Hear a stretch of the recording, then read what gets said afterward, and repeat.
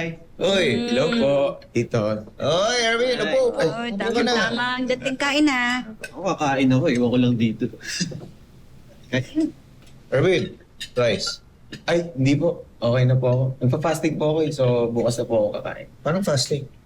Bale, hanggang 3 p.m. lang po pwedeng kumain. 16 hours rest. Tapos bukas na po na kinaumagahan ako pwedeng kumain. Ay, nagawa ko yan dati. Talaga? Oo. Yes, maganda po yan. Tsaka nakakapaglinis po ng sistema. And then right after po nun, nawawala yung mga sakit-sakit. Ayun nga, ganun nga raw. Pero, sandali. Kung kunyari, nahihilo ako nitong mga nakaraang araw, tapos masakit ang katawan ko, may palpitations ako, makakatulong ba yan? Yes, tita, maganda din po yung marirecommend ko po sa inyo na mag-walking kayo 15 minutes before you eat at saka 15 minutes after you eat. Oh, walking? Subukan ko kaya, baka makatulong eh. Teka. 15 minutes before, tapos 15 minutes after ka kumain. Hindi 12 beses ka maglalakad. Bakit 12? Kasi isang araw, 6 na beses ka kumain. Ikaw nga. Pero hindi lang po yun. Dapat piliin nyo na din po yung mga kakainin nyo. Dapat umiwas po kayo sa sugar. Oo nga. Kaya nga ako, nag-iingat na rin ako sa pagkain. Eh. Yan po. Sugar din po yan. Sugar to, di ba carbs to? Yes po. Pagka kinain nyo na po, magiging sugar po yan sa katawan nyo. Tinapay na lang ako. Lalo na po yan. Kasi dead carbs po yan. Pareho na po yan. Ay! Yan din po. Concentrated sugar po ang meron na fruits. Yan! Solid sugar po yan. Wala na po kasing 5%. So, diretso pong sugar yan. Mag-spike po yung insulin nyo. Tubig, pwede ako magtubig? Ha? The best po yan, dito. Thank you, ha? Tapos ka na? Oo, busog na ako.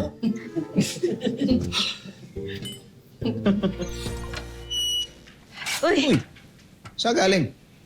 sinubukan ko yung sabi ni Erwin, walking. Oh. Oo, maganda siya. Ah, Oo, talaga? totoo. Pinagpawisan ako, gumaan yung pakiramdam ko. Kumusta yung likod mo? Di naman sumakit. Uy, nga pala, nakasabayan ko yung kasambahay nila Maring Tess. Maring Tess. Delgado, asawa ni Tony. Alam mo sabi, Oh. yun pa lang sila Maring Tess at saka si Tony nasa Amerika, hindi ba? Oh. Hiwalay na pala. Ay, walay na. Oo. Hindi raw magkasundo yung dalawa. Matagal na raw hindi nag-uusap. At saka, si Tony, meron na yatang iba sa Amerika. Teka, sabi mo nag-enjoy ka sa walking mo? Oo nga! Umayos yung mood ko, gumandaw. Saan ba gumanda ang mood mo sa paglalakad o sa pagmamarites kay Maring Tess? Kasi parang ang dami mo nasagap eh. Sandali ka lang naglakad. 15 minutes. Pero alam mo, Oh. Ay! Lamang na ako! Hintayin mo, babawi ako sa'yo. Tignan natin. Sushoot ko to. ay, excuse me. Oh, di ba, hindi natuloy yung kain natin sa labas na isang araw. Oo. Ngayon natin ituloy. Nakakain na tayo. Oo nga, mag-dinner tayo. Ay, game po ako, Nay. Ito talaga, basta pagkain, game lagi eh. Saan tayo kakain? Merong bagong bukas na restaurant dyan sa may labasan ng subdivision. Subukan natin. Sama natin sila, Baby at Maria. Handa ko na po yung kotse? Ay, hindi. Lalakarin lang natin. Walking distance lang. Hindi po ma'am. Nakita ko na po yung restaurant. Malayo po yun. Malayo daw yun. Hindi malayo yun. Kaya lakarin. Kaya pala nakarin eh. Malayo po yun, sir. Ang layo daw eh.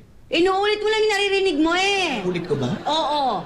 Hindi lakarin natin kasi malapit lang talaga yun. At saka maganda yung naglalakad din tayo. Healthy kaya yun. Ano? Sama kayo? Sige na, G ako. Game po ako, Nay. Ikaw?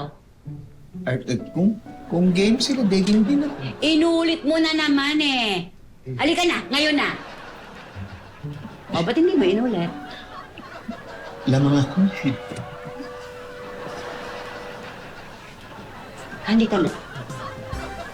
Ayan tayo. Pitoy!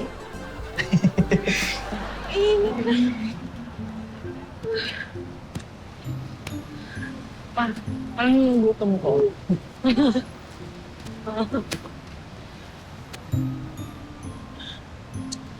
Nay, malayo pa ba? Malapit na lang. Mga 5 minutes na lang. 5 minutes kanina ba yung 5 minutes mo? Isang oras na tayo naglalakad eh. Ito naman, malapit lang nga. Sir, sabi sa inyo, malayo po yun eh. Eh sabi nito malapit lang eh.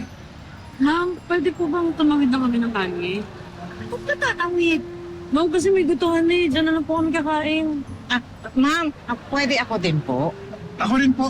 Kayo naman konting lakad lang. Naku, bahala na nga kayo. Thank you po. Thank you, ma'am. Hey, dali.